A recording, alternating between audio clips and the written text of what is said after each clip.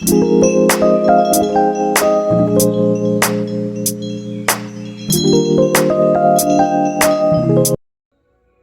Book of James, Chapter 1.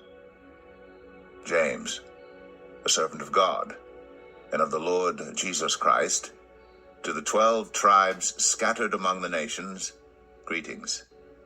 Consider it pure joy, my brothers and sisters, whenever you face trials of many kinds, because you know that the testing of your faith produces perseverance.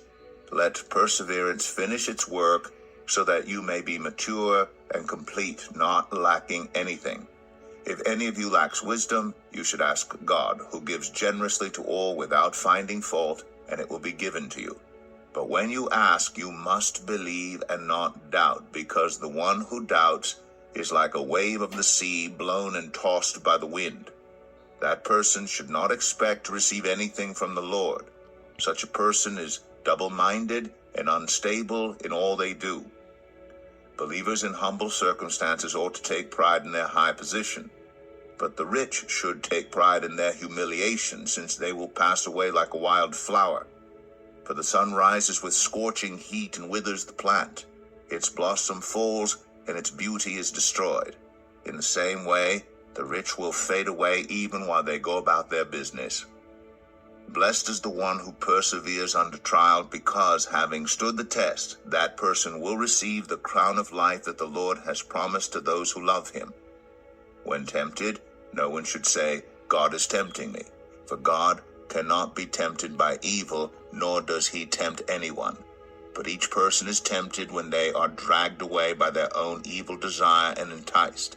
Then after desire has conceived, it gives birth to sin, and sin, when it is full grown, gives birth to death. Don't be deceived, my dear brothers and sisters. Every good and perfect gift is from above, coming down from the Father of the heavenly lights, who does not change like shifting shadows. He chose to give us birth through the word of truth, that we might be a kind of first fruits of all he created. My dear brothers and sisters, take note of this. Everyone should be quick to listen, slow to speak, and slow to become angry, because human anger does not produce the righteousness that God desires. Therefore get rid of all moral filth and the evil that is so prevalent, and humbly accept the word planted in you, which can save you. Do not merely listen to the word and so deceive yourselves. Do what it says. Anyone who listens to the word but does not do what it says is like someone who looks at his face in a mirror, and after looking at himself goes away and immediately forgets what he looks like. But whoever looks intently into the perfect law that gives freedom and continues in it, not forgetting what they have heard, but doing it, they will be blessed in what they do. Those who consider themselves religious and yet do not keep a tight rein on their tongues deceive themselves, and their religion is worthless. Religion that God our Father accepts as pure and faultless is this: to look after orphans and widows in their distress, and to keep oneself from being polluted by the